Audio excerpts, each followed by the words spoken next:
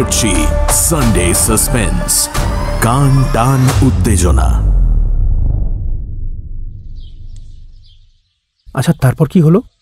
তিনি সেই অর্কিড নিয়ে নামলেন জাহাজ থেকে? তাহলে তো সেই দিনটা উদ্যানবিদ্যার ইতিহাসে সোনার জলে লেখা থাকতো, তাই না?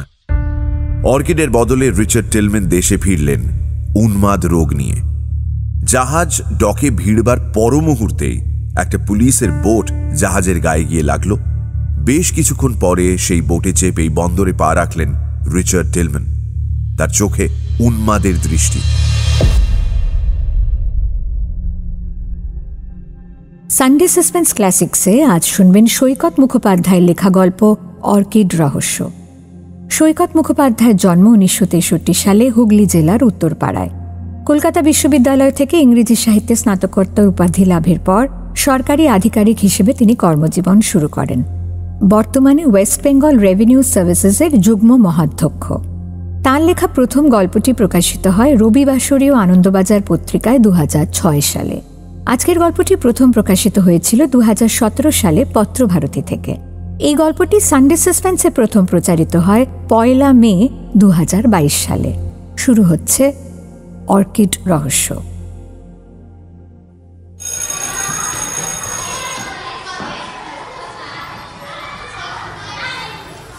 স্কুল থেকে ফেরার পথে একটা মেসেজ পেলাম, জলদি একবার আসতে পারবি? মেসেজটা পাঠিয়েছে আমার জাটতুতো দাদার বন্ধু বোধিসত্ত্ব মজুমদার, মানে বুধদা। আর বুধদার ডাকে সাড়া না দেওয়াটা ডাহা বোকামি। অতএব বাড়ির দিকে না গিয়ে সাইকেলের হ্যান্ডেলটা বাঁকিয়ে দিলাম উত্তরপাড়া খেয়াঘাটের রাস্তায়। ওইখানেই নদীর ধারে মজুমদারদের 200 বছরের পুরনো 3 মহলা বাড়ি, নাম হেমকুঞ্জ। বুধদার ডাকে সাড়া না দেওয়াটাকে বোকামি বলছি কেন, সেটা একটু বিস্তারিতভাবে জানানো দরকার। আসলে বুধদা প্রচণ্ড পণ্ডিত লোক হলেও চাকরি টাকরি করে না।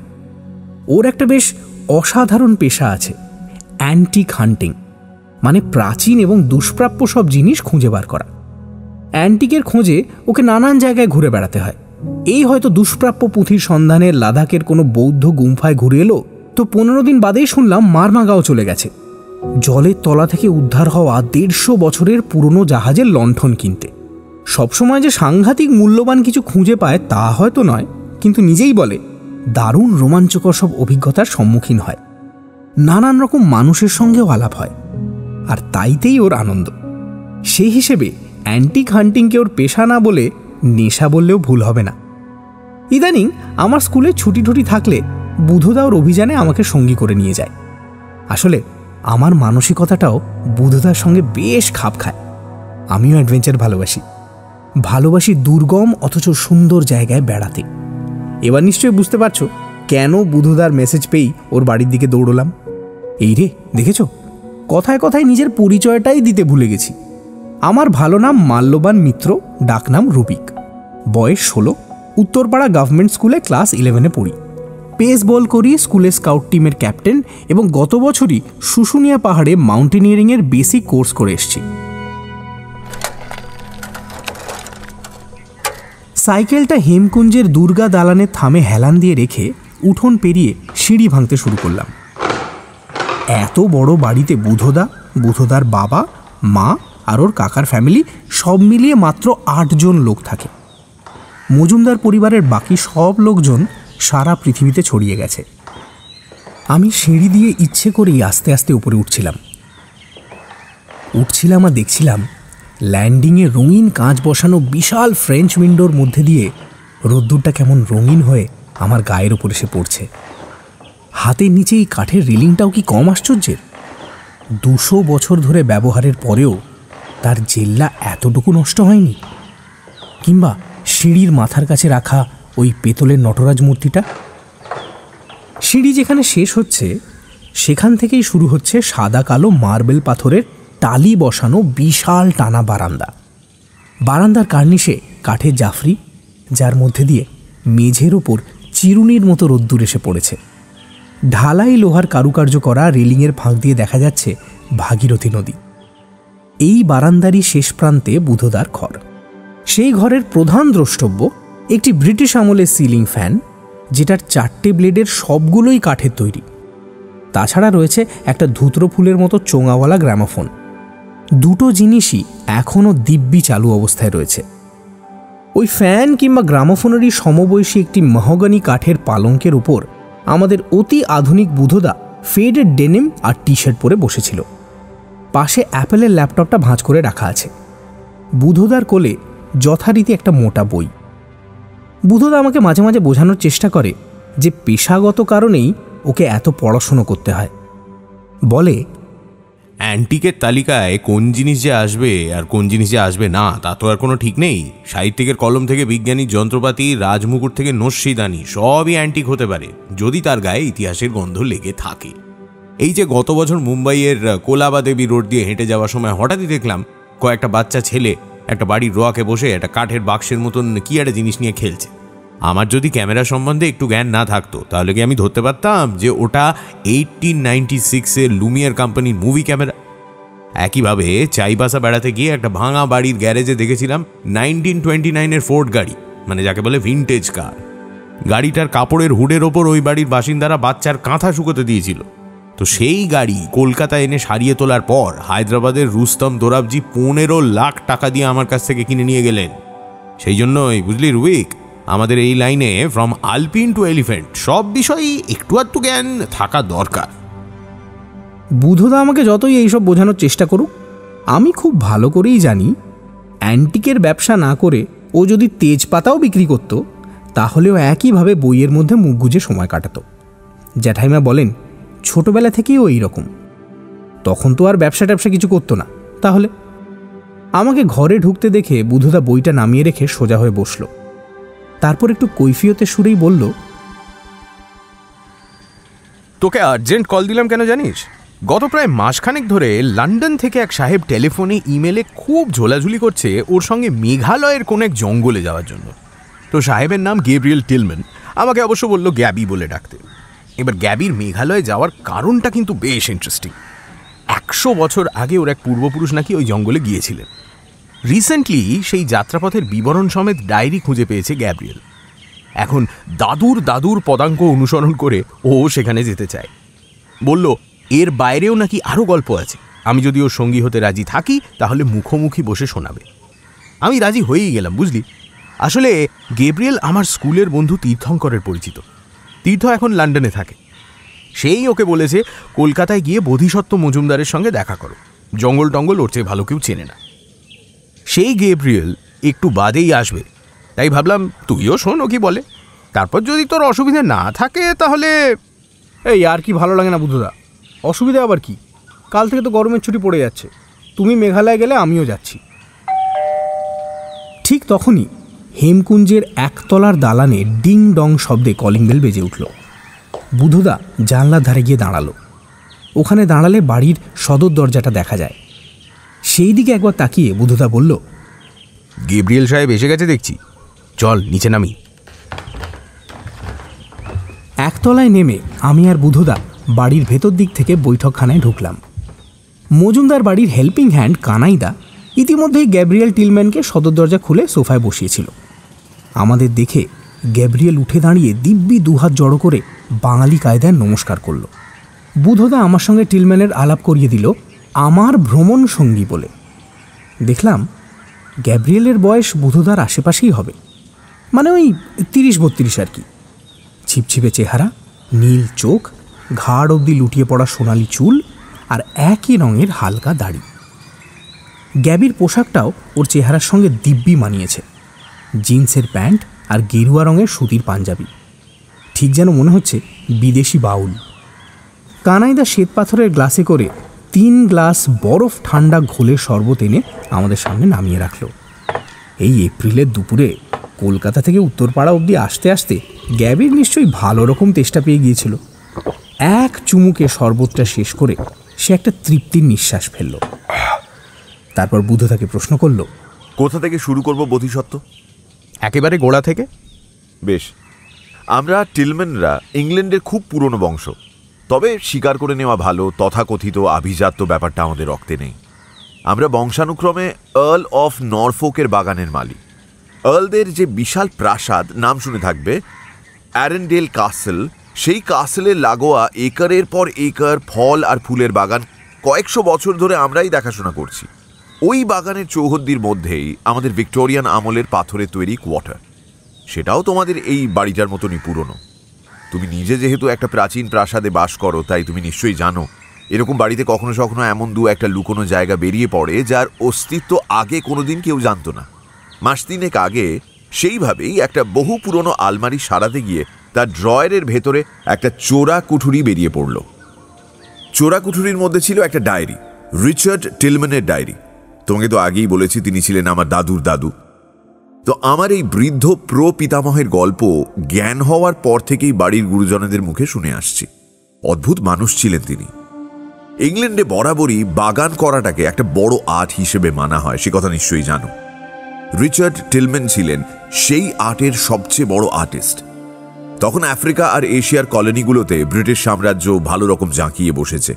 আমার দাদুর দাদু সেই সব কলোনি থেকে নানা রকম ফল ফুলের গাছ আনিয়ে অ্যারেন্ডেল কাসেলের বাগানে বড় করে তুলেছিলেন। সেই বাগান নিয়ে আর্ল অফ নরফোকের গর্বের সীমা ছিল না। সারা দেশের ব্যারন, ডিউক আর কাউন্টরা রিচার্ড টিলম্যানের হাতে গড়া সেই আশ্চর্য বাগান দেখতে আসতেন, যেখানে একই সঙ্গে হাওয়াই দ্বীপের জবা, ভারতের পদ্ম আর আফ্রিকার ডেজি দেখতে পাওয়া যেত। তবু একটা মাত্র ফুলের অভাবে সেই বাগান অসম্পূর্ণ রয়ে যাচ্ছিল। জানো সেই ফুলের নাম কি? অর্কিড। তোমরা তো অর্কিডের দেশের লোক, নিশ্চয়ই জানো এত সুন্দর গড়নের আর এত বিচিত্র রঙের ফুল আর কোনো প্রজাতির গাছে দেখা যায় না। বলা হয় ঈশ্বরের রং বাক্সে যত রকমের রং ছিল সব মিলিয়ে মিশিয়ে তিনি অর্কিড ফুলের পাপড়ি এঁকেছেন। বিজ্ঞানীরা এখনো অবধি প্রায় 25,000 প্রজাতির অর্কিডের খোঁজ পেয়েছেন। তার আবার নানান উপপ্রজাতি রয়েছে। সব মিলিয়ে ভ্যারাইটিটা ভাবতে পারছো? এখন আমাদের লন্ডনের নার্সারিতে সবচেয়ে বেশি যে ফুল বিক্রি হয় তা হলো ওই অর্কিড। আমরা এখন গ্রিন হাউসের কৃত্রিম পরিবেশে অর্কিড চাষ করা শিখে গেছি এক রঙের ফুলের সঙ্গে অন্য রঙের ফুলের জোড় মেলাতে। কিন্তু বিংশ শতাব্দীর শুরুতে ইংল্যান্ডে বসে অর্কিড ফুলের নাগাল পাওয়া অত সহজ ছিল না, কারণ ব্রিটেনে মাত্র 7 রকমের অর্কিড পাওয়া যায় আর তাদের দেখতেও বিচ্ছিরি। সুন্দর সুন্দর অর্কিডের উৎস ছিল এশিয়া কিংবা আফ্রিকার বনভূমি। কিন্তু মনে রেখো, তখন কলোনিগুলোতে যাতায়াত আজকের মতন এত সহজ ছিল না। তার উপর সেসব দেশের বন্দরে গিয়ে নামলেই যে অর্কিড পাওয়া যেত তাও তো নয়। প্রাণ হাতে নিয়ে ঢুকতে হতো অজানা দুর্গম জঙ্গলে। সেসব গহন বনে পা রাখতে আজও মানুষের বুক কাঁপে। তখনকার অবস্থা তো ভাবতেই পারছো। তবু কিছু ডাকাবুকো অর্কিড কালেক্টর জীবন বাজি রেখে দু একটা অমন অপূর্ব অর্কিড নিয়ে ইংল্যান্ড পৌঁছত, আর সেই সব ফুলের রূপ দেখে ইউরোপের মানুষের অর্কিড তৃষ্ণা আরও বেড়ে যেত। একদিকে দুর্লভ, অন্যদিকে সুন্দর এমন ফুলের জন্য ব্রিটিশ অভিজাতরা যে পাগলামোটা করত, সেটাকে বর্ণনা করার জন্য দুটো ইংরেজি শব্দ জুড়ে একটা নতুন শব্দই তৈরি করতে হয়েছিল, ডিলেরিয়াম। ডিলেরিয়াম কাকে বলে জানো তো? ধুম জ্বর এলে মানুষ যে খ্যাপামোটা করে তাকে বলে ডিলেরিয়াম। অর্কিড নিয়ে খ্যাপামোকে তাই বলা হতো অর্কিডিলেরিয়াম। আমার গ্রেট গ্রেট গ্র্যান্ডপার বয়স তখন 40, পেটানো চেহারা। ফ্রেঞ্চ অ্যালপসে মাউন্টেনিয়ারিং করতেন। ঘোড়ার পিঠে চেপে লেক ডিস্ট্রিক্টে জঙ্গলে শিকার করতেন। তিনি ঠিক করলেন নিজেই যাবেন ভারতবর্ষে অর্কিডের খোঁজে। এসেছিলেন? হ্যাঁ, এসেছিলেন 1912 এপ্রিল মাসে। তারপরের ঘটনা আমাদের পরিবারের ওপর এক বিরাট আঘাত। 3 মাস ভারতে কাটিয়ে রিচার্ড টিলম্যান ইংল্যান্ডে ফিরছেন।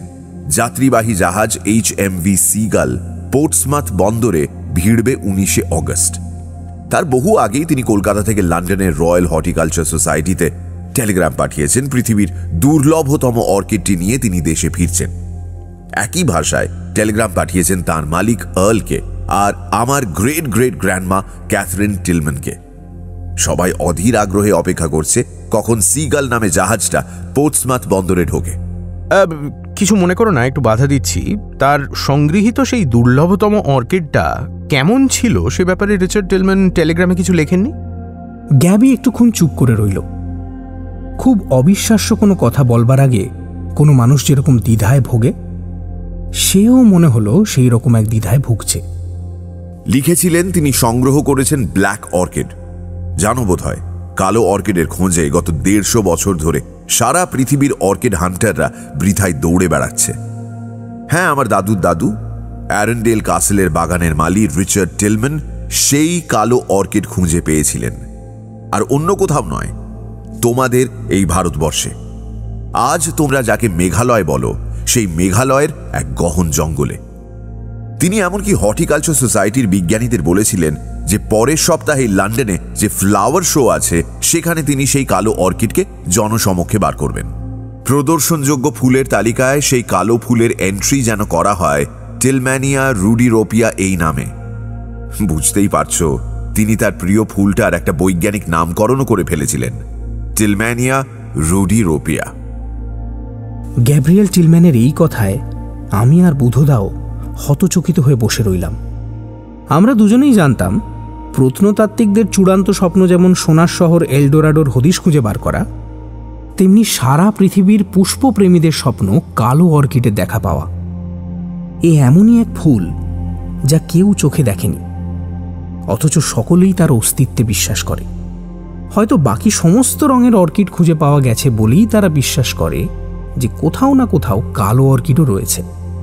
ঈশ্বরের রংবাক্স কি মাত্র একটা রঙের অভাবে অসম্পূর্ণ থাকতে পারে? কবির কল্পনায়, শিল্পীর তুলিতে, চিত্র পরিচালকের ক্যামেরায় তাই বারবার উঠে এসেছে ব্ল্যাক অর্কিডের কাহিনী। কিন্তু তার বাইরে বাস্তবের শক্ত জমিতে না, কালো রঙের খুব কাছাকাছি পৌঁছেছে কোনো কোনো অর্কিডের রং, কিন্তু সত্যিকারে কালো যাকে বলে তেমন অর্কিড এখনও মানুষের স্বপ্নের বাইরে আর কোথাও দেখা যায়নি। অথচ এইমাত্র গ্যাব্রিয়েল টিলম্যান আমাদের যা বলল তার মানে দাঁড়ায় একবারের জন্য হলেও বাস্তবের ধুলোমাটির বুকে কালো অর্কিড ফুটে উঠেছিল। হতচকিত ভাবটা কাটিয়ে আমি প্রশ্ন করলাম, আচ্ছা তারপর কি হলো? তিনি সেই অর্কিড নিয়ে নামলেন জাহাজ থেকে? তাহলে তো সেই দিনটা উদ্যানবিদ্যার ইতিহাসে সোনার জলে লেখা থাকতো, তাই না? অর্কিডের বদলে রিচার্ড টিলম্যান দেশে ফিরলেন উন্মাদ রোগ নিয়ে। জাহাজ ডকে ভিড়বার পর মুহূর্তেই একটা পুলিশের বোট জাহাজের গায়ে গিয়ে লাগলো। বেশ কিছুক্ষণ পরে সেই বোটে চেপেই বন্দরে পা রাখলেন রিচার্ড টিলম্যান। তার চোখে উন্মাদের দৃষ্টি। একবার শুধু তার ছেলে মানে আমার দাদুর বাবার দিকে তাকিয়ে হাহাকার করে উঠলেন, বাঁচাতে পারলাম না টিলম্যানিয়া রুডিরোপিয়াকে। আর কোনো কথা বলার সুযোগ না দিয়ে পুলিশ তাকে টেনে নিয়ে গেল অপেক্ষমান ভ্যানের দিকে। কিন্তু কেন? কি করেছিলেন তিনি? খুন করতে গিয়েছিলেন। এক কম বয়সী নিগ্রো ছেলে ওই জাহাজে কেবিন বয়ের কাজ করত। রিচার্ড টিলম্যান নিজের ঘরের ভেতর তাকে ঢুকিয়ে পেটে ছুরি বসিয়ে খুন করতে গিয়েছিলেন। ছেলেটার পরিত্রাহী চিৎকার শুনে জাহাজের অন্যান্য কর্মচারীরা দৌড়ে এসে দরজা ভেঙে ছেলেটাকে রক্ষা করে। এবার কেন তিনি এমন কাজ করেছিলেন সেই প্রশ্নটা করুন। উন্মাদ রিচার্ড টিলম্যান উকিলের হাজার জেরাতেও সে প্রশ্নের উত্তর দিতে পারেননি। এই ঘটনার মাস চারেক পরেই জেলে বন্দী অবস্থাতেই রিচার্ড টিলম্যানের মৃত্যু হয়। তাঁর হৃদযন্ত্রের ক্রিয়া বন্ধ হয়ে গিয়েছিল। আক্ষরিক অর্থে উইথ এ ব্রোকেন হার্ট তিনি মারা গিয়েছিলেন। আর তাঁর সেই কালো অর্কিড টিলম্যানিয়া রুডিরোপিয়া জাহাজের কেবিনে শুকনো ফুল গাছটা নেতিয়ে পড়েছিল। শুনেছি সেটা ছিল টেরেস্ট্রিয়াল অর্কিড, মানে যেরকম অর্কিড মাটিতে দাঁড়িয়ে থাকে, অন্য গাছের ওপর আশ্রয় নেয় না। সাধারণত ওই রকম টেরেস্ট্রিয়াল অর্কিডের মাটির নিচের বাল্ব থেকে নতুন গাছ জন্মায়। রয়্যাল হর্টিকালচার সোসাইটির বিজ্ঞানীরা রুডিরোপিয়ার বাল্ব নিয়ে সেই চেষ্টাই করেছিলেন, কিন্তু কোনো ফল হয়নি। কিছুদিন বাদে বাল্বগুলো নষ্ট হয়ে গিয়েছিল। সারা পৃথিবীর অর্কিড প্রেমীদের কাছে তাই আজও টিলম্যানিয়া রুডিরোপিয়া এক স্বপ্নের ফুল হয়েই রয়ে গিয়েছে। সন্ধে নেমে এসছিল। বুধদা সোফা ছেড়ে উঠে ঘরের আলোগুলো জ্বেলে দিয়ে আবার সোফা এসে বসল। তারপর গ্যাব্রিয়েল টিলম্যানকে বলল, এতক্ষণ অবধি যা বললে তা তো তোমাদের টিলম্যান পরিবারের পারিবারিক ইতিহাস। বংশানুক্রমে এসব ঘটনা তোমরা শুনে এসেছ। কিন্তু এবার যখন ওর ডায়েরি খুঁজে পেলে তখন তাতে তো নিশ্চয়ই এমন কিছু ইঙ্গিত পেয়েছ যার থেকে বোঝা যায় কেন রিচার্ড টিলম্যান অমন দুর্ভাগ্যের কবলে পড়েছিলেন। আমিও সেই আশা নিয়েই ডায়েরিটা খুলেছিলাম, কিন্তু আমার দুর্ভাগ্য দেখি কি ডায়েরির শেষ কয়েকটা পাতা ছেঁড়া। তার আগে অবধি যা আছে তা শুধুই যাত্রাপথের বর্ণনা, আর কখনো কখনো কোনো ইন্টারেস্টিং ফুল বা ফলের গাছ দেখে থাকলে তার বিস্তারিত বিবরণ।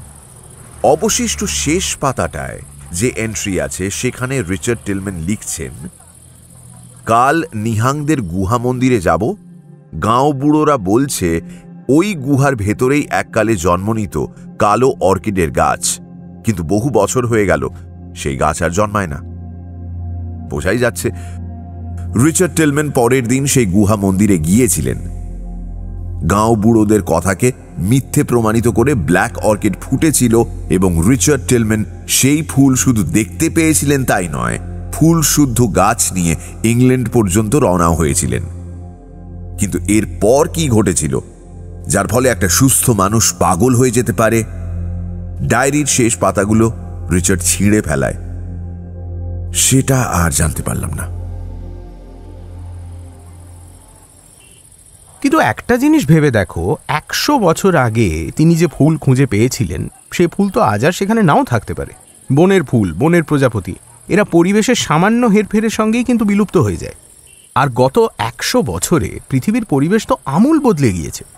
হয়তো রুডিরপিয়াও অবলুপ্ত হয়ে গেছে। তাতে কিচ্ছু এসে যায় না বোধিসত্ত্ব। সেই ফুল পেলে ভালো, না পেলেও কোনো ক্ষতি নেই।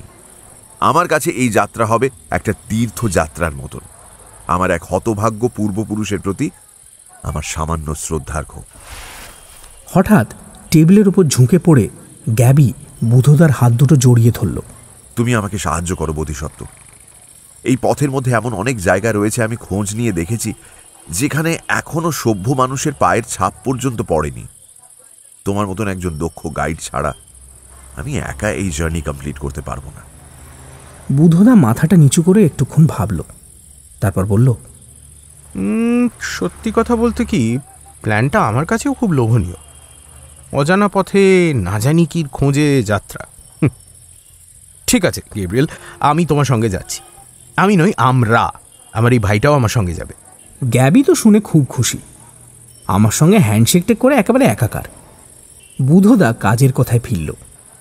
আর কিছু পাওনি ওই ডায়েরিতে? ফুল বা পাখির ডেসক্রিপশন ছাড়া অন্য কোনো কথা? হ্যাঁ, বলতে ভুলে গিয়েছিলাম। আমার অ্যানসেস্টারের একজন সফর সঙ্গীর কথাও রয়েছে। তিনি অবশ্য ইংল্যান্ড থেকে আসেননি। তাই নাকি? তিনি কে? তিনি একজন বাঙালি সাধু, বাস করতেন অসমের গৌহাটিতে। নাম কালীনাথ ভট্টাচার্য। লোকে আড়ালে তাকে ডাকত হাতকাটা সাধু বলে, কারণ কালীনাথ ভট্টাচার্যের বাঁ হাতটা কবজির কাছ থেকে কাটা ছিল। ছোটবেলায় পড়ন্ত ঢেকির নিচে হাত দিয়ে ফেলেছিলেন, তারই মাসুল। তো রিচার্ড টিলম্যানের মতো কেজো লোকও কালীনাথের কথা লেখার সময় আবেগ লুকোতে পারেননি। তার ভাষায় কালীনাথের সঙ্গে দেখা হওয়াটা দৈবের অনুগ্রহ ছাড়া কিছুই নয়। ওই তান্ত্রিক সাধককে যদি না পেতেন তাহলে হয়তো মেঘালয়ের জঙ্গল থেকে সাধারণ কিছু অর্কিড নিয়েই তাকে ইংল্যান্ড ফিরতে হতো। কিন্তু অর্কিডের সেরার সেরা অর্কিড টিলম্যানিয়া রুডিরপিয়া তার অদেখাই থেকে যেত। কালীনাথের সঙ্গে তাঁর কিভাবে আলাপ হয়েছিল সে ব্যাপারে রিচার্ড টিলম্যান কিছু লেখেননি। গৌহাটি শহরের উপকণ্ঠে কালীনাথের একটা ছোটখাটো আশ্রম ছিল, কিন্তু বেশিরভাগ সময় উনি শ্মশান মশানে বনে জঙ্গলে ঘুরে বেড়াতেন। উত্তর পূর্ব ভারতের কিছু কিছু উপজাতির অরিজিন নাকি তিব্বতে। কালীনাথ সেই সব উপজাতিদের গ্রামেও চলে যেতেন তাদের আরাধ্য দেবদেবীদের খোঁজে। এইভাবেই উনি দক্ষিণ গারো পাহাড়ের গভীর জঙ্গলের মধ্যে নিহাং উপজাতি আর তাদের আরাধ্যা দেবী, নামটা গ্যাবি টিলম্যান স্মৃতির মধ্যে দেবীর নামটা হাতড়াচ্ছিল। বুধদা জিজ্ঞেস করল, দেবী দন্তুরা কি? গ্যাবি টিলম্যান বড় বড় চোখ করে বুধদার দিকে তাকিয়ে বলল, ইয়েস, দেবী দন্তুরা। কিন্তু তুমি কেমন করে জানলে? ও কিছু না, তুমি গল্পটা বলে যাও।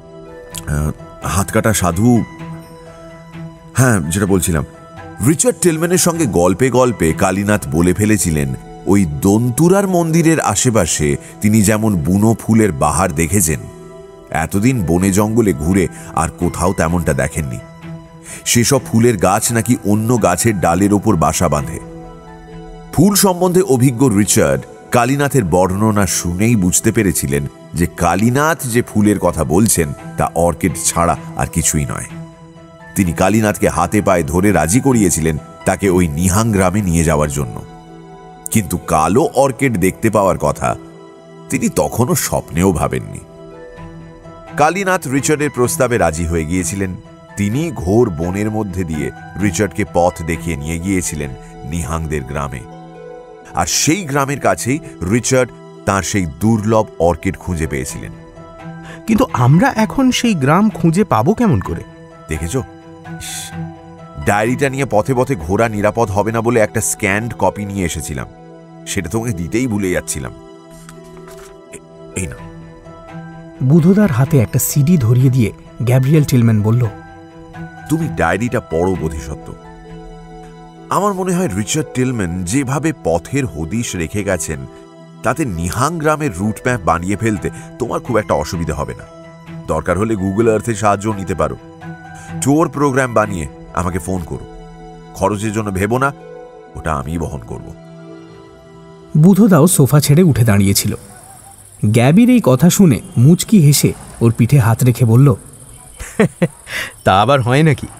অভিযানের রোমাঞ্চটা শেয়ার করব আর খরচটা শেয়ার করব না? গ্যাব্রিয়েল আর কোনো কথা না বলে বুধদার হাত দুটো নিজের হাতের মুঠোর মধ্যে ধরে খুব জোরে জোরে দুবার ঝাঁকালো। তারপর পেছনে না তাকিয়ে রওনা হয়ে গেল হেমকুঞ্জের বাইরের রাস্তায় অপেক্ষমান অ্যাম্বাসেডারটার দিকে।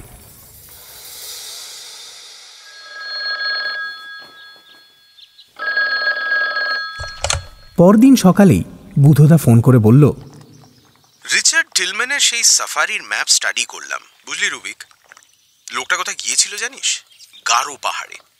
তাও ডেসক্রিপশন পড়ে মনে হচ্ছে সাউথ গারো হিলসের ওদিকটায়। ওসব জায়গা এখনো ঘন জঙ্গলে ঢাকা, কাজেই হান্টার শু, ব্রিচেস আর স্লিপিং ব্যাগ মাস্ট। হ্যামাকার টেন্ট গুয়াহাটি থেকে নিয়ে নেব। ওখানে আমার বন্ধু অশোক বড়ুয়া আছে, গুয়াহাটির নেচার ক্লাবের সেক্রেটারি। ওকে বললে ও সব ব্যবস্থা করে দেবে। আর হ্যাঁ, টেটানাস ভ্যাকসিনটা আজই মনে করে নিয়ে রাখবে কিন্তু।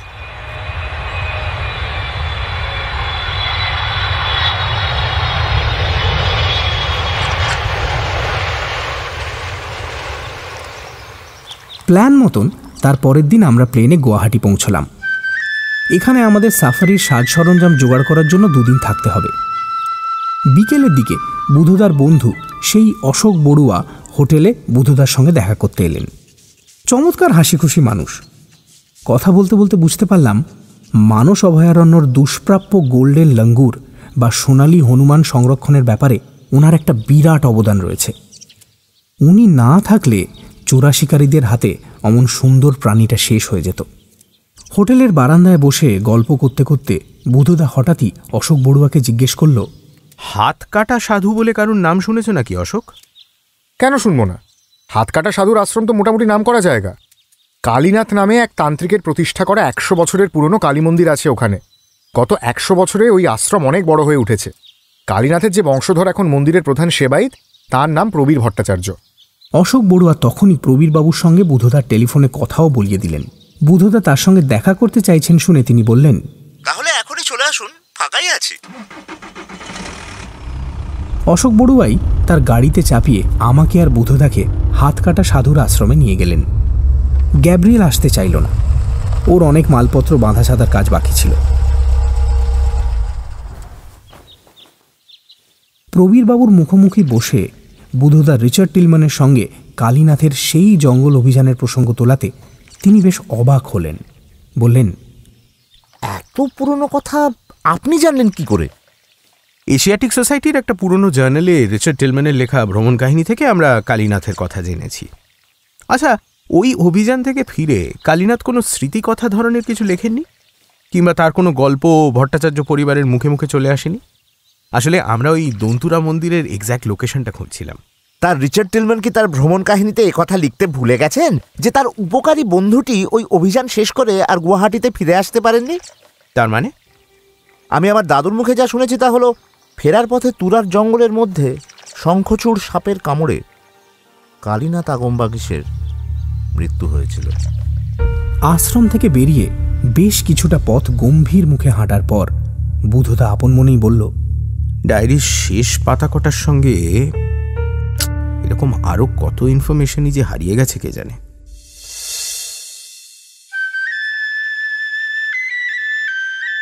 গুয়াহাটিতে 2 দিন কাটিয়ে ভাড়ার জিপের মাথায় সাজ সরঞ্জাম চাপিয়ে আমরা পৌঁছলাম তুরায়। তার পরের দিন তুরা থেকে বাঘমারা। বাঘমারা হল দক্ষিণ গারো হিলস জেলার সদর শহর। শহরটা মেঘালয় আর বাংলাদেশের সীমানায়। এই শহরের বাঘমারা নামটা বাংলাদেশের লোকেদের দেওয়া, কিন্তু তারা আসার আগে অবধি গারোরা এই শহরটাকে ডাকতেন কোনগিট্টিম বলে। ভাগ্যিস ব্যাপারটা বুধদা জানা ছিল, তা না হলে রিচার্ড টিলম্যানের যাত্রাপথের ধারে কাছেও আমরা পৌঁছতে পারতাম না। টিলম্যানের ডায়েরিতে শেষে যে নামটা বুধদা চিনতে পেরেছিল সেটা হচ্ছে এই কোনগিট্টিম। এর পরে আর কোনো চেনা জানা জায়গার উল্লেখ নেই।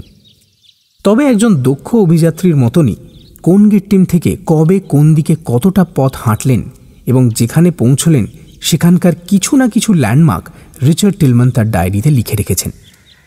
তাই মনে হচ্ছিল তার যাত্রাপথ অনুসরণ করতে আমাদের খুব একটা অসুবিধে হবে না। বাঘমারায় আমরা উঠেছিলাম ডিলসা পাহাড়ের মাথায় মেঘালয় সরকারের ট্যুরিস্ট বাংলোয়। সন্ধেবেলা আমি, বুধদা আর গ্যাবি ট্যুরিস্ট বাংলোর সামনে লনে বসেছিলাম। ভারী সুন্দর লাগছিল চারপাশের নিসর্গ।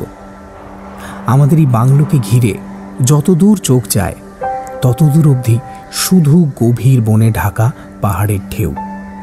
আমাদের ঠিক পায়ের নিচে বনের বুক চিরে এঁকে বেঁকে বয়ে চলেছে নীল রঙের এক নদী, যার নাম সামসিং।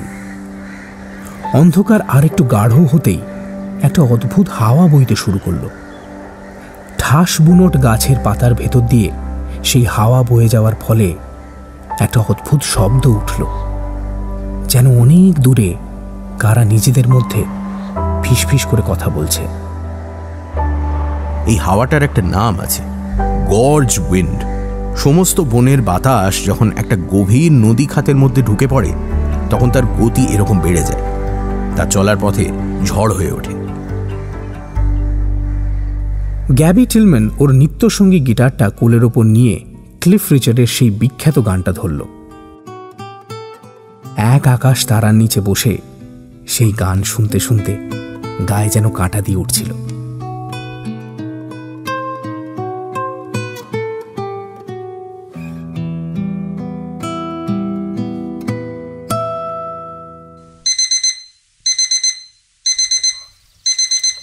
পরদিন ভোরবেলা বুধদার ঘড়ির অ্যালার্মের শব্দে যখন ঘুম ভাঙল তখনও সূর্য ওঠেনি। সেই ভোরেই বুধদাকে পথপ্রদর্শক করে আমরা গারো পাহাড়ের দিকে পায়ে হেঁটে রওনা দিলাম। আমি, বুধদা আর গ্যাবি ছাড়া আরও দুজন খাসিয়া যুবক আমাদের মালবাহক হিসেবে সঙ্গে চলেছে।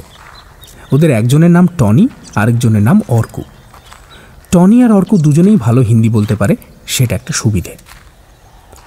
বাঘমারা শহরকে পেছনে রেখে আমরা ঠিক উল্টো দিকে মানে দক্ষিণ দিকে হাঁটতে শুরু করলাম। ওদিকেই পাহাড়ের ঢেউ উঁচু থেকে নিচু হতে হতে ক্রমশ বাংলাদেশের সমতল ভূমিতে গিয়ে মিশেছে। মেঘালয় আর বাংলাদেশের মাঝে 150 কিলোমিটার চওড়া এক পর্বত শ্রেণী পাঁচিলের মতন মাথা তুলে দাঁড়িয়ে রয়েছে। সেই পাহাড়ের পুরোটাই গভীর জঙ্গলে ঢাকা এক অনাবিষ্কৃত দেশ, যেখানে বাসিন্দা বলতে বন্য জন্তু, নানা জাতের পাখি ও প্রজাপতি। আর যদি রিচার্ড টিলম্যানের বর্ণনা সত্যি হয় তাহলে এই জঙ্গলের ভেতরেই কোথাও লুকিয়ে আছে নিহাং উপজাতিদের গ্রাম আর তাদের উপাস্যা দেবী দন্তুরার গুহা মন্দির, যে গুহা মন্দিরের ভেতরে রিচার্ড টিলম্যান কালো অর্কিড খুঁজে পেয়েছিলেন। 100 বছর অনেক লম্বা সময়। এখন ওখানে যদি পৌঁছতেও পারি, সেই ফুল কি আর আমরা দেখতে পাব? গতকাল দুপুরে আমরা নিহাং গ্রামে পৌঁছলাম। বাঘমারা থেকে রওনা হওয়ার পর জঙ্গল ভেঙে 7 দিন হেঁটেছি। আমাদের সামনে মানুষের তৈরি পথ বলে কিছুই ছিল না। তবু ধন্য রিচার্ড টিলম্যান নামে সেই অভিযাত্রী। 100 বছর আগে শুধু কম্পাস আর নক্ষত্রের অবস্থানের উপর নির্ভর করে তিনি এত নিখুঁতভাবে দিক নির্দেশ করে দিয়েছিলেন যে সেইটুকু অনুসরণ করেই আমরা যথাস্থানে পৌঁছে গেলাম। পথের কষ্ট ছিল মারাত্মক। দা দিয়ে জঙ্গল কাটতে কাটতে সামনে সামনে চলেছে টনি আর অর্কু, আর তাদের পেছন পেছন আমরা। যখন তখন আকাশ থেকে মুষলধারায় বৃষ্টি নেমেছে, আর সঙ্গে সঙ্গে আমাদের কোমর অবধি ডুবিয়ে দিয়েছে গলানো চকলেটের মতো ঘোলাটে জলস্রোত। সেই জল ভেঙে আমরা এগিয়েছি। পায়ের নিচ থেকে তো গায়ে জোঁক উঠে এসেছেই, গাছের পাতা থেকে অবধি টুপটাপ খসে পড়েছে রক্তচোষার দল। তাছাড়াও বিষাক্ত সাপ, কাঁকড়া বিছে কোনো কিছুরই অভাব ছিল না। এই সব বনে ঝোপঝাড়ের ঘনত্ব এতই বেশি যে তাঁবু আমাদের সঙ্গে থাকলেও তা খাটাবার জায়গা পায়নি। 6টা রাত গাছের ডালে হ্যামক খাটিয়ে ঘুমিয়েছি, মানে ঘুমোবার চেষ্টা করেছি। কিন্তু সূর্য ডুবলেই জেগে উঠেছে অরণ্য। সারা রাত কাছে দূরে গর্জন করে বেরিয়েছে চিতাবাঘ। কখনো কখনো ক্যাম্প সাইটের একেবারে পাশ থেকে বুনো হাতিদের গাছপালা ভাঙবার মড়মড় শব্দ পেয়েছি। ফলে রাতের পর রাত প্রায় না ঘুমিয়েই কাটিয়েছি আমরা। তবু একটা জিনিস স্বীকার করতেই হবে, এর মধ্যেই যখন ঘন বনের আচ্ছাদন ছাড়িয়ে কোনো খোলা উপত্যকায় বেরিয়েছি, তখন স্বর্গীয় সৌন্দর্যে আমাদের চোখ জুড়িয়ে গেছে। এখন এপ্রিল মাস, মেঘালয়ে ফুল ফুটবার সময়। দেখেছি নদীর তীরে বাউলের আলখাল্লার মতন নানা রঙে রঙিন ঘাস ফুলের প্রান্তর আর প্রজাপতি। একসঙ্গে এত রঙের প্রজাপতি যে কোথাও উড়ে বেড়াতে পারে তা আমি কোনোদিন স্বপ্নেও ভাবিনি। বুধদা বলল, অর্কিডের মতন মেঘালয়ের আরেক সম্পদ তার প্রজাপতি। কিন্তু দুঃখের কথা, অর্কিডের মতন প্রজাপতিও চোরা শিকারীদের হাতে পড়ে ক্রমাগত এখান থেকে বাইরের দেশে পাচার হয়ে যাচ্ছে। হয়তো এইভাবে বহু প্রজাতির অর্কিড আর প্রজাপতি চিরকালের মতো মেঘালয়ের জঙ্গল থেকে হারিয়ে যাবে। চলার পথে প্রথম 3টে দিনই আমরা শুধু অমন দুর্ভেদ্য বন আর সবুজ তৃণভূমি পেয়েছিলাম। চতুর্থ দিনে আমরা প্রায় 1000-1.5 ফুট উঁচু চড়াই ভেঙে যে জায়গাটায় উঠে এলাম, সেই জায়গাটার নাম মৃতের উপত্যকা। একথা আমাদের 2 খাসিয়া পথপ্রদর্শকই আমাদের জানালো। মৃতের উপত্যকার মতো সার্থকনামা জায়গা আমি আর দেখিনি। দুদিকে 2টো পাহাড়ের দেয়ালের মাঝখানে এই এক টেবিলের মতো সমতল জায়গা, যেখানে সারা দিন সারা রাত ঝোড়ো হাওয়া বয়ে যাচ্ছে। যত জল ভরা মেঘ সব ওই দুদিকের পাহাড়ের পাঁচিলে সমস্ত বৃষ্টি ঝরিয়ে দিয়ে শেষ হয়ে যাচ্ছে। তাই মৃতের উপত্যকার আকাশের রং টকটকে নীল। বুধদা বুঝিয়ে দিল, লক্ষ লক্ষ বছর ধরে ঝোড়ো বাতাস মাটির ওপরের উর্বর আবরণটা গুঁড়ো গুঁড়ো করে উড়িয়ে নিয়ে চলে গেছে। বেরিয়ে পড়েছে নিচে নুড়ি আর কাঁকড়ের স্তর, যার ওপর একটা ঘাস অবধি জন্মায় না। ওই মাইল মাইল বিস্তৃত রুক্ষ কাঁকুড়ে ডাঙা, আর তার উপরে সারাক্ষণ শোঁ শোঁ শব্দে বয়ে চলা বাতাস, সব মিলিয়ে জায়গাটাকে ভারী আতঙ্কজনক মনে হয়। গারো পাহাড়ের উপজাতীয়দের বিশ্বাস, মৃত মানুষের আত্মা নরলোক ছেড়ে প্রেতলোকে যাবার সময় এই উপত্যকায় বিশ্রাম নেয়। 5ম দিনে আমরা সেই মৃত্যু উপত্যকার ঠিক মাঝখানে পৌঁছে গেলাম। এখন আমাদের চারিদিকে শুধু লাল কাঁকড়ের ছোট ছোট টিলা আর ঢিবি। মনে হচ্ছিল যেন পৃথিবী ছেড়ে অন্য কোনো গ্রহের মাটিতে পা রেখেছি। এরকমই একটা টিলা পেরিয়ে গিয়ে ভারী অদ্ভুত একটা দৃশ্য দেখে আমরা 5 জনই দাঁড়িয়ে পড়লাম। একটু ভুল বলা হলো, আমি, বুধদার, গ্যাব্রিয়েল দাঁড়িয়েই ছিলাম, কিন্তু টনি আর অর্কু ভূতগ্রস্তের মতন মাটির উপর গড়াগড়ি খেতে লাগলো, আর সেই সঙ্গে শুরু করলো উচ্চস্বরে দুর্বোধ্য ভাষায় মন্ত্রপাঠ। যেটা দেখে ওদের এই অবস্থা, সেটা আর কিছুই নয়, একটা বেশ বড় জলাশয়। এরকম বৃষ্টিহীন রুক্ষ জায়গায় ওরকম একটা জলাশয় থাকাটা বেশ অদ্ভুত ব্যাপার, তাতে সন্দেহ নেই। কিন্তু তার চেয়েও অদ্ভুত সেই জলাশয়ের জলের রং, একেবারে আলকাতরার মতন কালো। আমরা 3 জন একটু এগিয়ে সেই জলাশয়ের ধার অবধি গেলাম, কিন্তু টনি আর অর্ক কিছুতেই ওটার ধারে কাছে যেতে রাজি হলো না।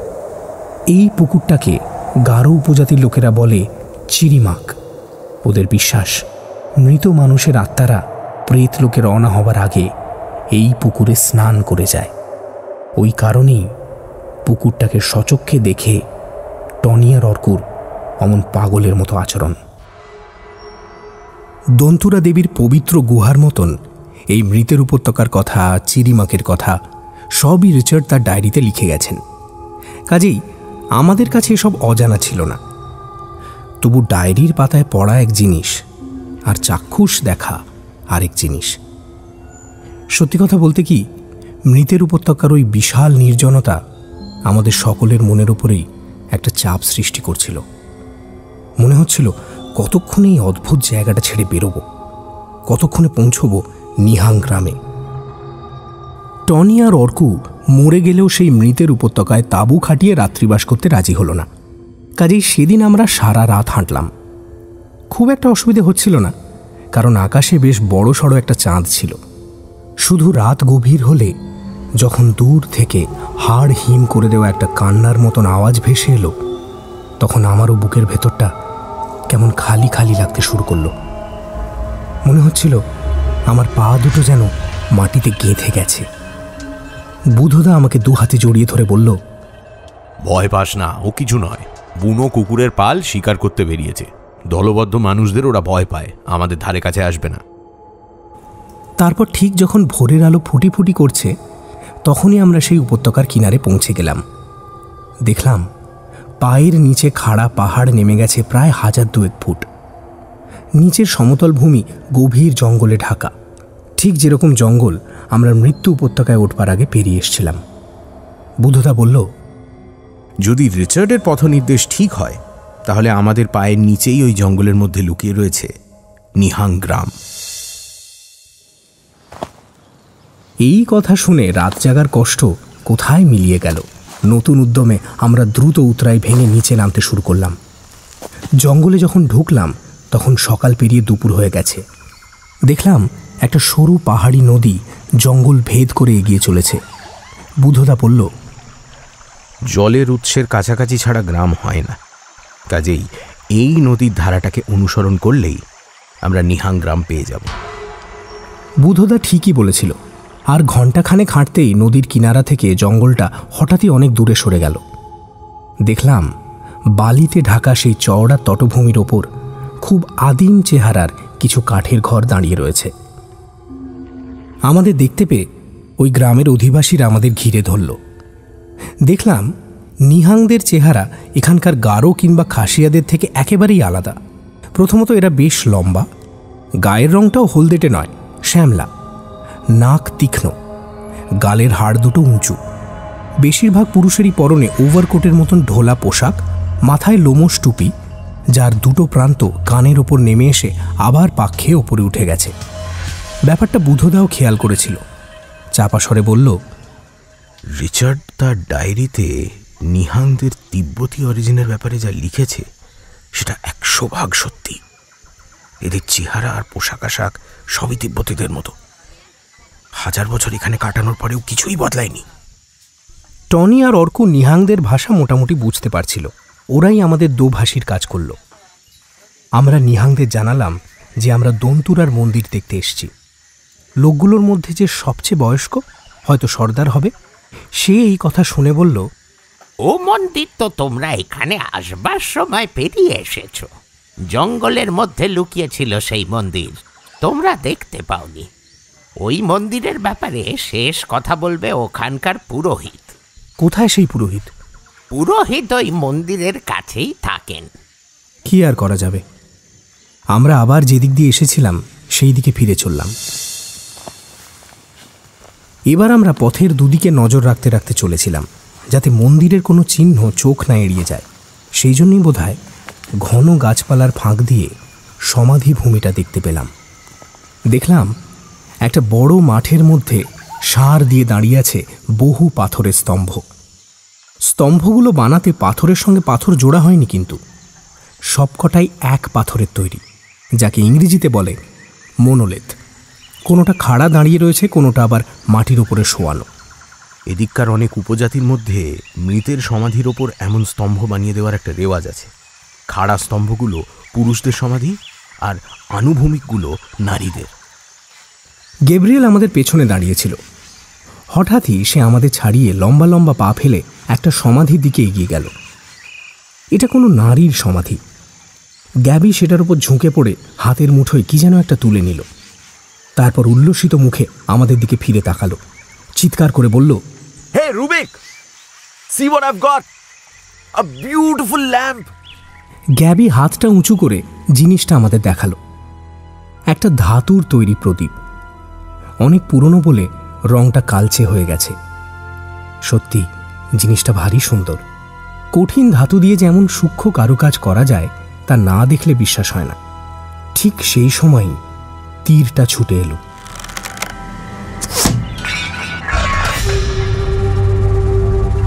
কালো পালকে সাজানো প্রায় 4 ফুট লম্বা তীরটা শীষ দেওয়ার মতন শব্দ করে আমাদের মাথার উপর দিয়ে উড়ে গিয়ে গ্যাবির হাত থেকে প্রদীপটাকে একটা নিখুঁত ঠোক করে মাটির ওপরে ছিটকে ফেলে দিল।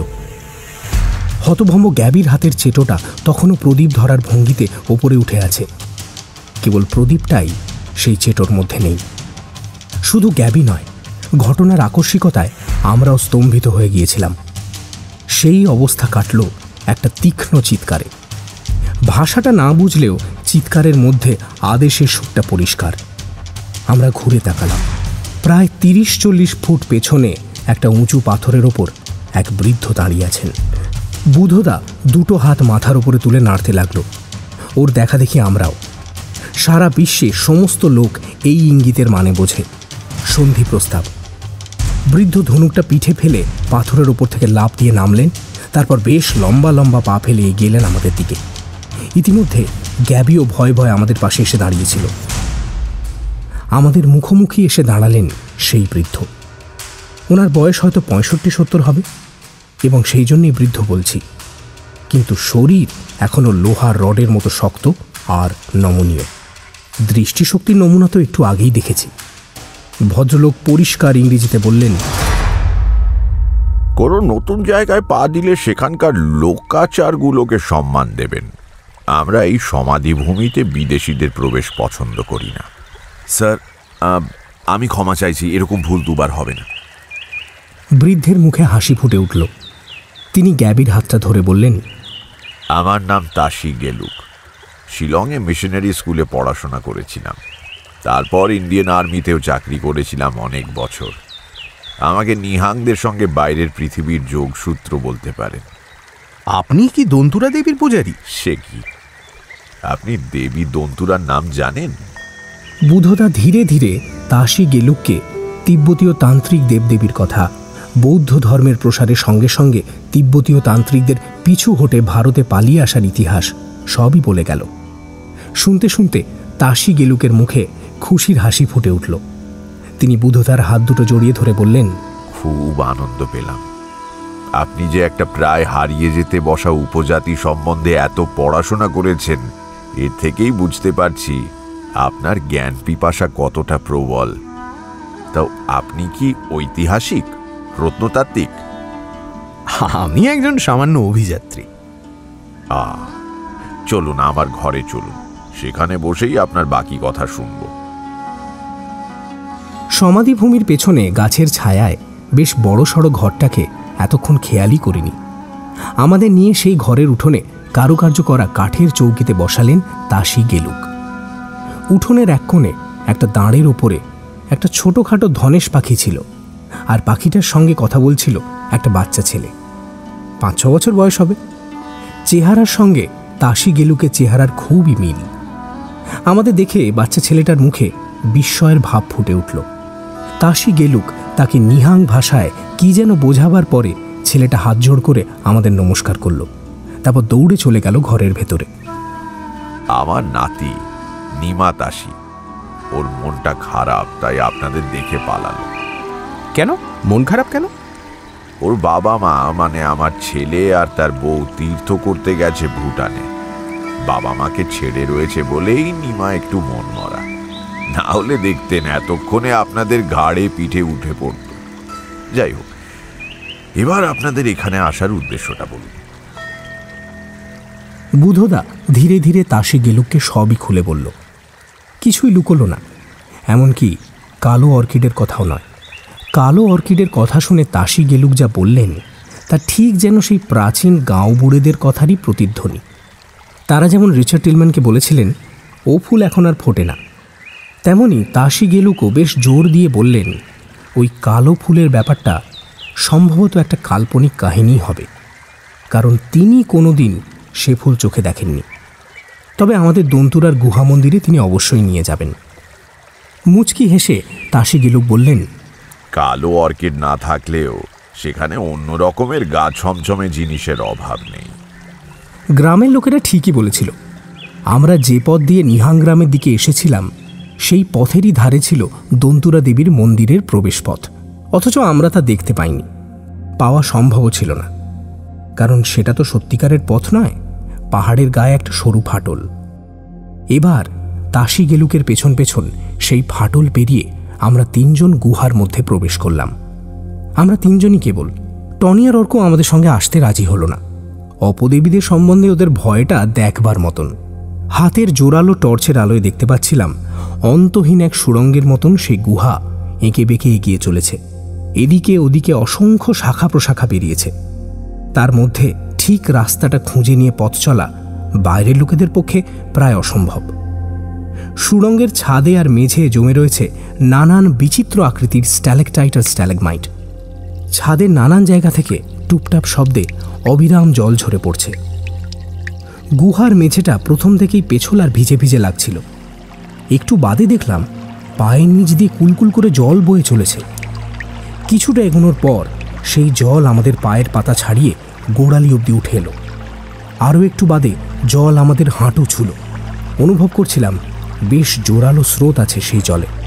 বুধদা বলল, মেঘালয় আর বাংলাদেশের মধ্যে ভূমিস্তরে একটা বড় সড়ো ফল্ট বা চ্যুতি আছে, নাম ডাউকি ফল্ট, যার ফলে মেঘালয়ের পাতালবাহিনী নদী যতই বাংলাদেশের দিকে এগোয় ততই মাটির ওপর উঠে আসে। সুড়ঙ্গের শেষে এই নদীও নিশ্চয়ই বাংলাদেশের সমতলের ওপর দিয়েই বয়ে গেছে। সে যাই হোক, আপাতত আমার চিন্তা হচ্ছিল ডুবে না মরি। আরও একটু যাওয়ার পর হঠাৎই তাসি গেলুক বাঁ দিকে সুড়ঙ্গের একটা শাখা পথে বাঁক নিলেন। পেছন পেছন আমরাও। পাতাল নদী পড়ে রইল পেছনে। সামনে পাথরের ছাদে একটা বড় সড়ো ফাঁক। আমরা ছাদের ওই বিশাল গর্তটার নিচে গিয়ে দাঁড়ালাম। মনে হচ্ছিল যেন একটা কুয়োর গভীরে দাঁড়িয়ে রয়েছি। ছাদের ফোকর দিয়ে গুহার মেঝেতে বৃত্তাকারে আলো পড়েছে। সেই আলোর বৃত্তের মধ্যেই স্থাপিত রয়েছে দেবী দন্তুরার পাথরের তৈরি মূর্তি। সেই মূর্তি রীতিমতন ভয়ে জাগানো। দেবীর শরীর কঙ্কালসার, মুখ যেন মৃতের করটির মতন। সার সার দাঁতগুলো মুখের বাইরে বেরিয়ে আছে। এই জন্যই কি দেবীর নাম দন্তুরা? বুধদাকে পরে একসময় জিজ্ঞেস করতে হবে। এদিকে দেখুন। তাসি গেলুকে ডাকে ঘুরে তাকালাম। উনি যে জিনিসটা দেখাচ্ছেন সেটা গুহার মেঝে থেকে একটু উঁচু হয়ে জেগে থাকা একটা পাথরের প্রাকৃতিক বেদি। এই জায়গাটা দেখেছেন? তাসি গেলুক আঙুল দিয়ে বেদিটার মাথার কাছে গাঁথা 4-5টা মোটা লোহার আংটার দিকে দেখালেন। বললেন, ওই আংটাগুলোর সঙ্গে হাত পা বেঁধে বলি দেওয়া হতো। হাত পা? হাত পা মানে কি বলি দেওয়া হতো? নরবলি। এককালে তো উপজাতিগুলোর মধ্যে যুদ্ধ বিগ্রহ লেগেই থাকতো, আর যুদ্ধবন্দীদের বাঁচিয়ে রাখার রেওয়াজটা নাগা, খাসি, গারো কারুর মধ্যেই ছিল না। হেড হান্টিং ব্যাপারটা শুনেছেন নিশ্চয়ই। ওদের থেকেই নিহাংরাও ব্যাপারটা আয়ত্ত করেছিল। আচ্ছা, এবার এদিকে দেখুন। আবার আঙুল দিয়ে একটা জায়গা দেখালেন তাসি গেলুক। চৌবাচ্চার মতন সেই জায়গাটা, তার মাপ হবে বড় সড়ো একটা ঘরের মতন। বেদির ঢাল বেয়ে বলির রক্ত গিয়ে পড়তো ওই কুণ্ডের মতন জায়গাটায়। এদিকে আসুন। দন্তুরার মূর্তির পেছনের দিকটায় ছাদের আলো ভালো করে পৌঁছচ্ছিল না। আমাদের নিয়ে সেই দিকটায় সাবধানে এগিয়ে চললেন তাসি গেলুক। বললেন, নরবলির কিছু চিহ্ন এখনো এখানে দেখতে পাবেন। ওই দেখুন। দেখলাম পাথুরে দেয়ালের গায়ে সার সার জীর্ণ কিছু কঙ্কাল টাঙানো রয়েছে। মুন্ডচ্ছেদ করা হতো বলে মনে তো হচ্ছে না। ধড়ের সঙ্গে মাথাগুলো জোড়া আছে দেখছি তো, তাই বলছি। ঠিক ধরেছেন, চিৎ করে ফেলে বুকে ছোড়া গেঁথে দেওয়া হতো। বিভৎস দৃশ্য। তাকাতে ইচ্ছে করছিল না, কিন্তু চোখ সরিয়ে নেওয়ার আগেই আমার নজর গিয়ে পড়ল একেবারে ডান প্রান্তের নরকঙ্কালটার উপরে। এটা অন্যগুলোর তুলনায় নতুন। কঙ্কালটার কপাল থেকে নামতে নামতে আমার নজর কঙ্কালটার হাতের ওপর এসে পড়তেই আমি উত্তেজনায় বুধদার হাতটা শক্ত করে চেপে ধরলাম। ডাকলাম, বুধদা, আমিও দেখেছি। কঙ্কালটার বাঁ হাতের কবজির পর থেকে বাকি অংশটা নেই। হাত কাটা সাধু তাহলে সাপের কামড়ে মারা যাননি। শুনছেন শুনছেন? কার যেন হাতের ধাক্কা আর ডাকাডাকিতে গভীর ঘুম থেকে জেগে উঠলাম। গত কয়েকদিন জঙ্গল ভেঙে হাঁটার হাড় ভাঙা পরিশ্রমের পরে আজ রাতেই প্রথম তাসি গেলুকের বাড়ির উঠোনে তাঁবু খাটিয়ে নিশ্চিন্তে ঘুমোবার সুযোগ পেয়েছিলাম। কিন্তু কপালে ঘুম নেই। চোখ কচলে উঠে দেখি তাসি গেলুক আমার বিছানার পাশে উদ্বিগ্ন মুখে দাঁড়িয়ে আছেন। ওনার গলার আওয়াজে বুধদাও স্লিপিং ব্যাগ থেকে বেরিয়ে এলো। কি হয়েছে মিস্টার গেলুক? কোনো বিপদ? আমার নাতিকে মানে নিমাকে দেখতে পাচ্ছি না। আমার পাশেই তো শুয়েছিল, কোথায় যে গেল? চট করে হাতের ঘড়িতে সময় দেখলাম 1:30। এত রাতে ওই 5 বছরের বাচ্চা একা একা কোথায় যাবে? চটপট জামা জুতো পরে নিয়ে আমি আর বুধদা তাসির সঙ্গে বাইরে বেরিয়ে এলাম। বোঝাই যাচ্ছে এক্ষুনি চারপাশটা খুঁজে দেখা দরকার। একটু দাঁড়াও, গ্যাবিকে ডেকে নি। গ্যাবি আমাদের পাশের টেন্টে শুয়ে ঘুমোচ্ছিল। বুধদা টেন্টের পর্দা সরিয়ে ভেতরে মুখ ঢুকিয়ে ডাকল, গ্যাবি। তারপরেই এক ঝটকায় পর্দাটা পুরোটা সরিয়ে দিয়ে মেঝের বিছানার ওপর টর্চের আলো ফেলল। আমরা তিনজনেই দেখলাম গ্যাবির বিছানা শূন্য, টেন্ট ফাঁকা। বুধদাই আমাদের মধ্যে সবার আগে সম্বিত ফিরে পেল। তাসির হাতে একটা হ্যাঁচকা টান দিয়ে বলল, আমি বোধহয় বুঝতে পারছি নিমা কোথায় আছে। ও খুব বিপদে পড়তে চলেছে, আর সময় নেই, দৌড়ন। এই বলে বুধদাই সবার আগে গ্রামের রাস্তা ধরে দৌড়ল। পেছন পেছন আমরা দুজন। একবার ভেবেছিলাম টনি আর অর্ককেও ডেকে নেব, কিন্তু ওরা তাসি গেলুকের বাড়ি থেকে অনেকটা দূরে একটা বড় গাছের ডালে হ্যামক টাঙিয়ে ঘুমোচ্ছে। ডেকে আনতে গেলে দেরি হয়ে যাবে, এই জন্য আর ডাকলাম না।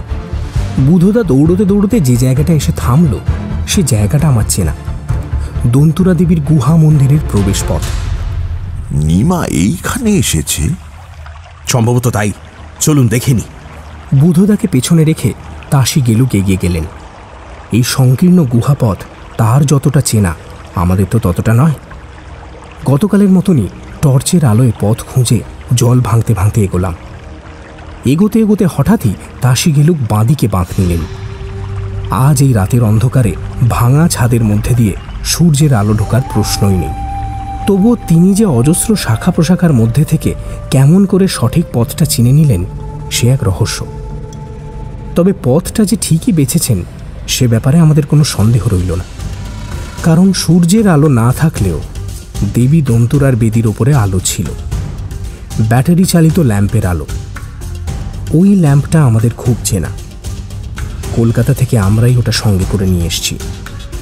আর ল্যাম্পের আলোয় যে মুখটা দেখতে পেলাম, সে মুখটাও আমাদের খুব চেনা ঠিকই, কিন্তু এখন অচেনা লাগছে। গ্যাব্রিয়েল টিলম্যানের মুখ। গ্যাবির মুখ ঘামে ভেসে যাচ্ছে, সোনালি চুলগুলো সারা মুখে লেপটে আছে। আমাদের সাড়া পেয়ে গ্যাবি মুখ তুলে তাকালো। কি বিভৎস সেই মুখ! দাঁতগুলো কোনো হিংস্র প্রাণীর মতো বাইরে বেরিয়ে এসছে, চোখের মণি দুটোও যেন জ্বলছে। এ মুখ ঘাতকের মুখ। হাঁটু গেড়ে বসে আছে গ্যাবি, ওর ডান হাতে একটা ছোরা, আর বাঁ হাত দিয়ে পাথরের বলির বেদির ওপর ঠেসে ধরেছে নিমা তাসির ছোট্ট শরীরটাকে। আমাদের দিক থেকে মুখ ফিরিয়ে গ্যাবি ছোরা ধরা হাতটা মাথার ওপরে তুলল। ও নিমা তাসিকে খুন করতে চলেছে। তাসি গেলুকের হাতের নড়াছড়া আমরা এত কাছে দাঁড়িয়েও ভালো করে টের পেলাম না। শুধু একটা শীষের মতন শব্দ শুনতে পেলাম। পরক্ষণেই দেখলাম গ্যাবি চিত হয়ে ছিটকে পড়ল। ওর বুকের ওপর থির থির করে কাঁপতে লাগলো তাসি গেলুকের কালো পালকে সাজানো দীর্ঘ তীর, যার ইস্পাতের ফলাটা পুরোটাই ওর বুকের মধ্যে ঢুকে গেছে। আমরা তিনজনেই দন্তুরার বেদির দিকে দৌড়ে গেলাম। হাত থেকে ধনুক ফেলে দিয়ে তাসি গেলুক নিমাকে কোলে তুলে নিল। মনে হলো ছেলেটা ভয়ের চোটে জ্ঞান হারিয়েছে, কিন্তু শরীরে অন্য কোনো আঘাতের চিহ্ন দেখতে পেলাম না। বুধদা তাসি গেলুককে বলল, আপনি ওকে নিয়ে তাড়াতাড়ি ঘরে যান, ও চিকিৎসা করুন, আমরা একটু বাদে যাচ্ছি। তাসি গেলুক আর বিরক্তি না করে নিমাকে কোলে তুলে নিয়ে যত জোরে সম্ভব ফেরার পথে পা চালালেন। তাসি গেলুক চলে যাওয়ার পর বুধদা বলল, টর্চটা একটু ধরত রুবিক, এইদিকে আলো দেখা। আমি টর্চটা নিয়ে বুধদার কথা মতো গ্যাবির বুকের ওপর আলো ফেললাম। দৃশ্যটা বিভৎস। বহু বছর বাদে দেবী দন্তুরার বলির বেদি আবার রক্তে ভেসে যাচ্ছে। গ্যাবির শরীরে যে প্রাণ নেই সেটা আর বলে দিতে হয় না, কিন্তু বুধদার দেখলাম ওসব দিকে কোনো খেয়ালই নেই। গ্যাবির প্রাণহীন শরীরের পাশে হাঁটু গেড়ে বসে ও সোজা ওর জ্যাকেটের পকেটে হাত ঢুকিয়ে দিল। প্রথম পকেটটায় কিছু পেল না, দ্বিতীয় পকেটটায় হাত ঢুকিয়ে একতাড়া কাগজ বের করে আনলো। টর্চের আলোতেই একবার কাগজগুলোর ওপর চোখ বুলিয়ে নিয়ে বুধদা উঠে দাঁড়ালো। চল রুবিক, যা খুঁজছিলাম তা পেয়ে গেছি। ওগুলো কি বুধদা? রিচার্ড টিলম্যানের ডায়েরির শেষ কটা পাতা। কিন্তু গ্যাবি যে বলেছিল ওই পাতাগুলো ডায়েরির মধ্যে ছিলই না। মিথ্যে কথা বলেছিল, ওগুলো গ্যাবি ছিঁড়ে নিয়ে লুকিয়ে ফেলেছিল। কিন্তু কেন? নিজের পূর্বপুরুষ খুনি, এটা কি কেউ অন্যকে জানাতে চায়?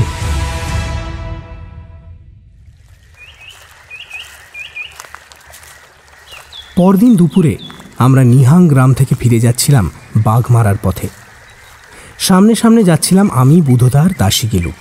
আমাদের পেছন পেছন আসছিল অর্কু আর টনি। আর আমাদের অনেক আগে ঠিক গারো পাহাড়ের একটা রঙিন প্রজাপতির মতনই নাচতে নাচতে চলেছিল রংচঙে পোশাক পরা নিমা। ও এখন খুব খুশি। ওর বাবা মা আজ সকালেই ফিরে এসছেন কিনা। বুধদা আপন মনে কথা বলে যাচ্ছিল। আমি আর তাসি গেলুক ওর পাশে হাঁটতে হাঁটতে মন দিয়ে শুনছিলাম। বুধদা বলছিল, গেব্রিয়েলের সঙ্গে পথে বেরোনোর আগে আমাদের সেই কমন ফ্রেন্ড তীর্থঙ্করের কাছে ওর সম্বন্ধে একটু ডিটেলে জানতে চেয়েছিলাম। তীর্থ যা জানিয়েছিল তা বেশ দমে যাওয়ার মতন। গেব্রিয়েলের লন্ডনের নার্সারি লাটে উঠেছে। অ্যারন্ডেল কাসল থেকে যে সামান্য মাসোহারাও পায় তাও ভাগ হয়ে যায় ভাই বোনদের মধ্যে। সর্বোপরি গ্যাবি একজন কুখ্যাত জুয়ারি। ক্রিকেট ব্যাটিংয়ের সঙ্গে জড়িত থাকার অভিযোগে পুলিশের খাতায় নামও উঠেছিল। সোজা কথায় ও বেশ অর্থকষ্টের মধ্যে ছিল। বোঝাই যাচ্ছে রিচার্ড টিলম্যানের ডায়েরি হাতে পেয়ে গ্যাবি হাতে চাঁদ পেয়েছিল। কালো অর্কিড আজও এক অদ্ভুত রোম্যান্টিক স্বপ্ন। যে ওই ফুলের খোঁজ পাবে সে যে শুধু খ্যাতিই পাবে তা নয়, খ্যাতির সঙ্গে পাবে অর্থ। তার কাছ থেকে ওই অ্যাডভেঞ্চারের গল্প কেনার জন্য প্রকাশকরা আর টিভি চ্যানেলের মালিকরা টাকার থলি নিয়ে দরজায় হাজির হয়ে যাবে। এসব কথা ফুলের ব্যবসায় জড়িত থাকার ফলে গ্যাবি ভালো করেই জানত। ভারতে এসে অর্কিডের খোঁজ করতে হলে গ্যাবিকে আমার মতন কোনো অ্যাডভেঞ্চার ট্যুরিস্টের সাহায্য নিতেই হতো। কিন্তু গ্যাবি আমাকে ডায়েরির সব কটা পাতা দেখালে আমি তাকে সাহায্য নাই করতে পারতাম। কারণ কি জানিস, ডায়েরির শেষ কটা পাতায় রিচার্ড টিলম্যান এক ঘৃণ্য অপরাধের কথা লিখে রেখেছিলেন। উনি নিজের হাতে সেই অপরাধ করেছিলেন। 1912 এপ্রিলে যখন কালীনাথ আগমবাগিসের সঙ্গে রিচার্ড টিলম্যান এই নিহাং গ্রামে পৌঁছেছিলেন তখন নানান রং বেরঙের অর্কিড দেখতে পেয়েছিলেন ঠিকই, কিন্তু ওসব তার তুচ্ছ মনে হয়েছিল যখন গাঁও বুড়োদের কাছে শুনেছিলেন এই গ্রামেই এককালে কালো অর্কিড ফুটত। গাঁও বুড়োরা রিচার্ডকে এটাও বলেছিল যে বহুদিন হলো ওই কালো অর্কিড ফুল আর ফোটে না। ওই ফুল ফুটত কেবল বেদির নিচের মাটিতে বলির রক্ত এসে পড়লে, মানুষের রক্ত। কিন্তু নিহাং গ্রামে তার ঢের আগেই নরবলি বন্ধ হয়ে গিয়েছিল। কালো অর্কিডের সঙ্গে নরবলির যে কোনো যোগ আছে সে কথা তো আমিও জানতাম না। সেটাই তো স্বাভাবিক। যে ফুল চোখে দেখা যায় না তাকে নিয়ে একটা গল্প কতদিন বেঁচে থাকবে। কিন্তু 100 বছর আগে নিহাং বৃদ্ধদের মনে গল্পগুলো বেঁচে ছিল। সেই গল্পই রিচার্ডের মাথায় খুন চাপিয়ে দিয়েছিল। সে ঠিক করল দন্তুরা দেবীর বেদির ওপর নতুন করে সে নররক্ত ঢালবে। নিহাংদের কেউ মারা গেলে সে যে নিজেও বাঁচবে না এটা রিচার্ড জানত। তাই সে খুন করল কালীনাথ তান্ত্রিককে। কালীনাথের রক্তের ওপর ফুটে উঠল টিলম্যানিয়া রুডিরোপিয়া। তারপর টিলম্যানিয়া রুডিরোপিয়া যে গোত্রের অর্কিড তাকে উদ্ভিদ বিজ্ঞানের পরিভাষায় বলে মাইকোহেটেরোফস। এরা মাটিতেই জন্মায় বটে, কিন্তু পাতায় ক্লোরোফিল না থাকায় নিজেরা খাবার তৈরি করতে পারে না। পুষ্টির জন্য এদের নির্ভর করতে হয় মাটির নিচে জন্মানো নানান ধরনের ফাঙ্গাসের ওপর। ফাঙ্গাসের তৈরি করা খাবার শুষে নিয়েই এরা বেঁচে থাকে। কিন্তু খাবার তৈরি করতে হলে ফাঙ্গাসেরও তো কাঁচামাল চাই।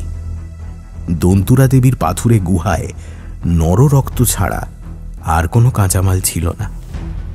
ওই পাথুরে মেঝের ফাঙ্গাসেরা তাই শুধু নররক্ত থেকেই খাবার বানানোর মতন করে বিবর্তিত হয়ে গিয়েছিল। তাহলে বুঝতে পারছিস তো, মানুষের রক্ত ছাড়া ফাঙ্গাস জন্মায় না, আর ফাঙ্গাস না জন্মালে কালো অর্কিড বাঁচে না। এই কথাটাই রিচার্ড টিলম্যান হাড়ে হাড়ে টের পেয়েছিলেন HMV সিগাল জাহাজের কেবিনে বসে। তার চোখের সামনেই আস্তে আস্তে শুকিয়ে যাচ্ছিল 7 রাজার ধন এক মানিক টিলম্যানিয়া রুডিরপিয়া। তার মনের তীব্র হতাশার ছবি ধরা আছে ডায়েরির শেষ কটা পাতার ছত্রে ছত্রে। যত রকম সার হতে পারে সব সে একে একে ঢেলে যাচ্ছিল টিলম্যানিয়ার টবে, অথচ কোনো খাবারেই সেই গাছের রুচি দেখা যাচ্ছে না। ওদিকে সমুদ্র পেরিয়ে জাহাজে গিয়ে চলেছে পোর্টসমাউথ বন্দরের দিকে। সেখানে কালো অর্কিডের আবিষ্কর্তাকে সম্বর্ধনা দেওয়ার জন্য দাঁড়িয়ে রয়েছেন রয়্যাল হর্টিকালচার সোসাইটির পণ্ডিতেরা, অ্যারেন্ডেল কাসেলের রাজপুরুষেরা আর তার নিজের পরিবারের লোকজন। তাদের হাতে চরম অপমানের ছবিটা কল্পনা করে শিউরে উঠছে রিচার্ড টিলম্যান। অতএব এক মরিয়া মুহূর্তে সে স্থির করল, যে অর্ঘ্যে সে দন্তুরা গুহার মধ্যে কালো অর্কিডের আবাহন করেছিল সেই অর্ঘ্য দিয়েই আবার তার পুজো করবে, নররক্তে। সেই জন্যই রিচার্ড টিলম্যান খুন করতে গেল নিগ্রো কেবিন বয়কে, কিন্তু পারল না। সে বুঝতে পারল কালো অর্কিডকে সে চিরতরে হারালো। হয়তো দ্বিতীয়বার নিহাংগ্রামে গিয়ে সেই অর্কিড সে নিয়ে আসতে পারত, কিন্তু কালীনাথকে খুন করে সেখানে ফিরে যাওয়ার রাস্তা সে নিজেই বন্ধ করে দিয়েছে। রাস্তা জানা থাকলেও কালীনাথের সাহায্য ছাড়া সে আর ওখানে ফিরে যেতে পারবে না। অতএব পৃথিবীর মানুষকে সে আর কোনোদিনই বিশ্বাস করাতে পারবে না যে নিকষ কালো পাপড়ির এক অর্কিড সে সত্যিই হাতে পেয়েছিল। চরম হতাশা তো ছিলই, তার সঙ্গে নিশ্চয়ই মিশেছিল কালীনাথকে খুন করার অপরাধ বোধ, একটা কম বয়সী নিরীহ ছেলেকে খুন করতে গিয়ে ধরা পড়ার অপমান। সব মিলিয়ে রিচার্ড টিলম্যান জাহাজ বন্দরে ভেড়ার আগেই মানসিক ভারসাম্য হারালো। আমার ধারণা তার বিস্ফোরক দিনলিপি তারই স্ত্রী বা সন্তান লুকিয়ে রেখে দিয়েছিল, যাতে তার কুকীর্তি দুনিয়ার সামনে না আসে। একই চিন্তা থেকে গ্যাবিও আমাকে ডায়েরির শেষ পাতা কটা দেখতে দিল না। ওই পাতাগুলো ডায়েরি থেকে ছিঁড়ে নিজের কাছে লুকিয়ে রাখল।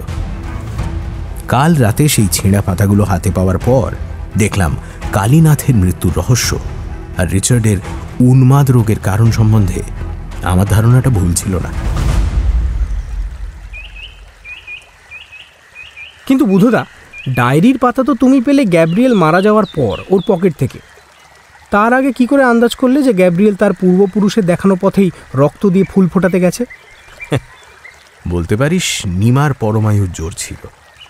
না হলে গ্যাবির সঙ্গে প্রথম কথা হওয়ার দিন থেকেই যে প্রশ্নটা নিয়ে ভেবে যাচ্ছি, সেটার উত্তর হঠাৎ কাল রাত 1:30টার সময়ই বা মাথায় আসবে কেন? কোন প্রশ্ন মিস্টার মজুমদার? রিচার্ডের দেওয়া কালো অর্কিডের বৈজ্ঞানিক নামটার মানে। টিলম্যানিয়া কথাটা তো সহজ, নিজের পদবীকে অমর করে রাখার ইচ্ছে। কিন্তু রুডিরপিয়া মানে কি? ল্যাটিনে তো এরকম কোনো শব্দ নেই। কাল রাতে গ্যাব্রিয়েলের তাঁবুর পর্দা সরিয়ে যখন দেখলাম ও ঘরে নেই, তখনই কি জানি কেমন করে বিদ্যুৎ চমকের মতো অন্য একটা শব্দ মাথায় এলো, একটা সংস্কৃত শব্দ, রুধিরপ্রিয়া, মানে যে রক্ত ভালোবাসে।